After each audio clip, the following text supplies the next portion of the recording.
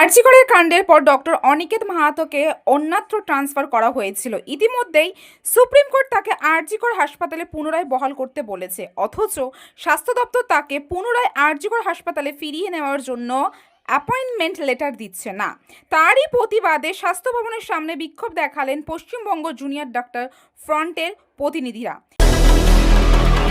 এখন যে কথাটা আমরা পরিষ্কারভাবে বলতে চেয়েছি যে সুপ্রিম কোর্টের যে রায়, সেই রায় যদি একটা রাজ্য সরকার বা স্টেট সরকার, রাজ্য প্রশাসন যদি না মানে, তাহলে সেই রাজ্য সরকারের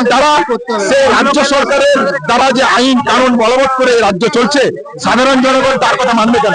তাহলে একটা সিরিয়াস ল এন্ড অর্ডার ভায়োলেশনের দিকে রাজ্য প্রশাসন যাচ্ছে, দেশের গণতান্ত্রিক পরিকাঠামো যাচ্ছে বলে আমরা মনে করি। সেই জায়গা থেকে আমি মনে করি যে আমাদের পোস্টিং অবিলম্বে ফিরিয়ে দেওয়া হোক।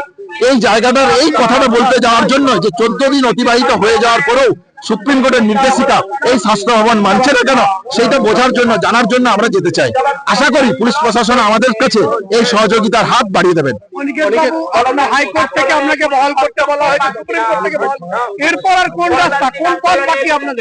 আমার কাছে তো সুনির্দিষ্ট কোনো রাস্তা জানা নেই।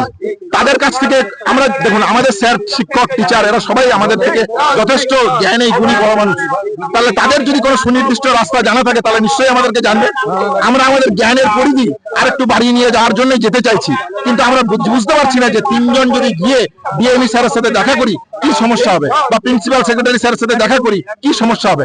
আমরা তো জানতে চাইছি যে সুপ্রিম কোর্টের যে নির্দেশিকা, সেই নির্দেশিকা তারা মেনে আমাদেরকে পোস্টিং বহাল করুক। পোস্টিং যদি বহাল করে আমাদের এই নিয়ে বলার কিছু নেই, কিন্তু হচ্ছে যে আমরা জানতে চাইছি যে কোন জায়গা থেকে আমাদেরকে আটকে দিতে চাইছে, এটা আমরা বুঝতে পারছি না।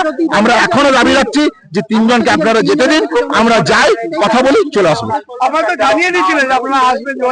সমস্ত রকম ভাবে সব কমিউনিকেশন তারা করেছেন। তারা, যিনি পুলিশ অফিসার ছিলেন, তিনি ডিএইচএস স্যারের সাথে আমাদের ফোনে কথা বলে দেন।